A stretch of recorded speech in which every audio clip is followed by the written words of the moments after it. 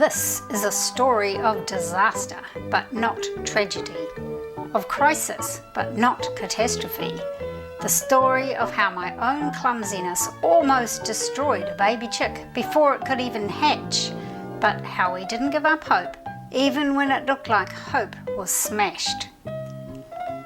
The story starts with some fertile eggs that I had shipped to me from the other end of the country.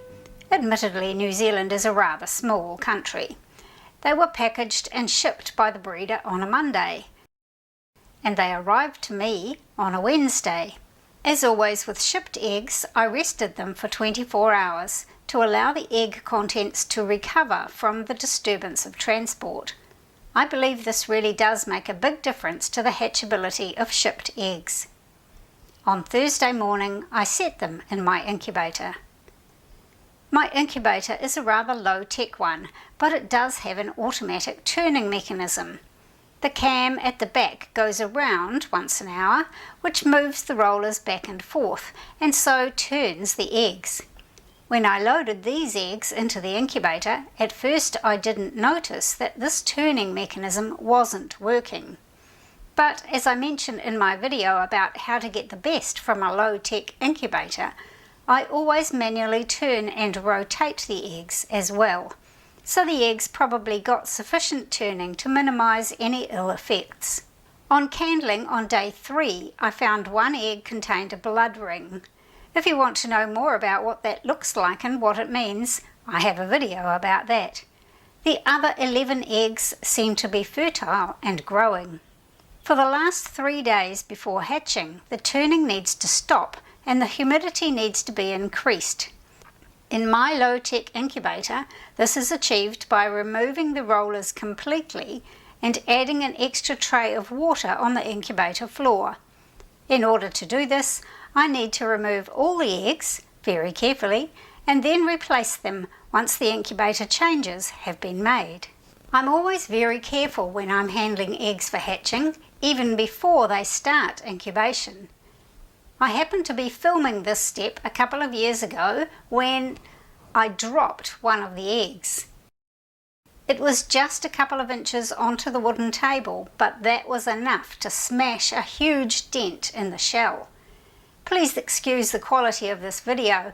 I was too shocked by what I saw to pay much attention to what the camera was seeing. Of course, since this was day 18 of incubation, the chick was nearly fully formed and filled most of the egg. The shell was smashed, but there was no visible blood, and the shell membrane that encloses the chick seemed to be intact. You probably know that directly inside the eggshell are two membranes, an outer membrane that lines the eggshell and an inner membrane that surrounds the albumin and any chick inside. The air cell at the large end of the egg is between these two membranes. As far as I could see, the inner membrane definitely, and probably also the outer membrane, were intact, which was stopping the chick from simply falling out of the broken shell. But although the chick was not in immediate danger of dying, this was not a sustainable situation. The hard eggshell has a number of functions. It keeps the chick inside and protects it from accidental trauma such as being stepped on by the mother hen. The integrity of the eggshell and its protective bloom is important for resisting any bacteria in the environment. The shell maintains correct hydration and humidity for the chick. Without the covering shell, the membranes would dry out and shrink wrap the chick.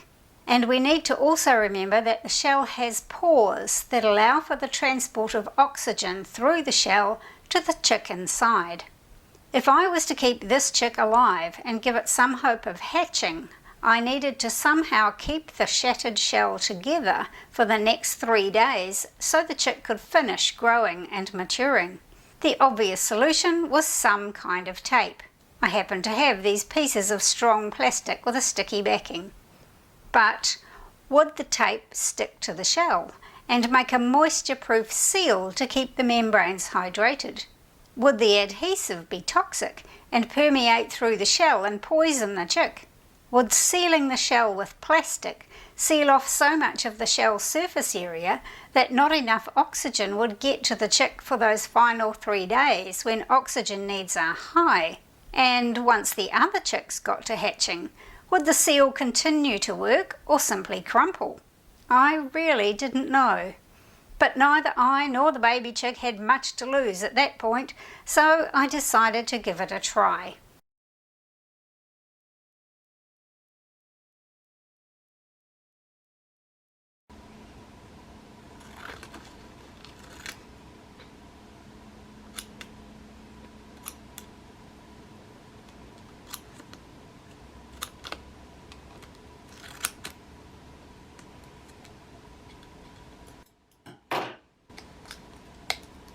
Even if my patch did work, I had no idea how the chick might actually hatch in 3 days' time, but for the moment my focus was on immediate damage control.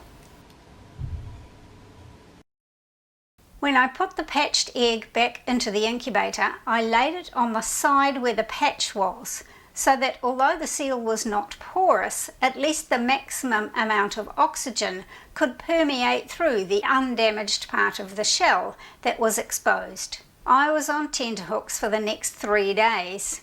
On day 20, I could see that some of the chicks had started to pip, making holes in the shells prior to hatching. I wondered how the repaired egg was going to hold up. Was that chick even still alive? Would it get smashed open prematurely by the other hatching chicks? Or would the sealing tape be so strong that the chick inside couldn't find a way out at all? On Thursday evening, I came home to find that the first 3 chicks had hatched, and plainly one of them was from the repaired egg. It had got out of the shell with no help required from me, and the chick looked perfectly normal. Over the course of that evening and overnight, all 11 chicks hatched successfully, which was an amazing success rate for shipped eggs. The chick that had survived a smashed shell was no different to any of the other chicks, and in fact I was never able to identify which of those first 3 chicks it was.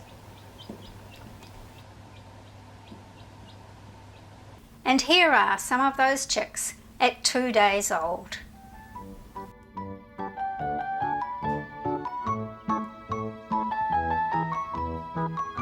And at 3 weeks old, and at 4 months, and fully grown.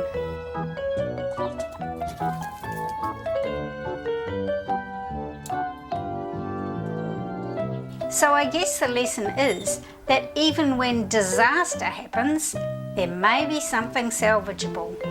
Don't panic and lose hope. Those baby chicks can triumph over the most incredible odds.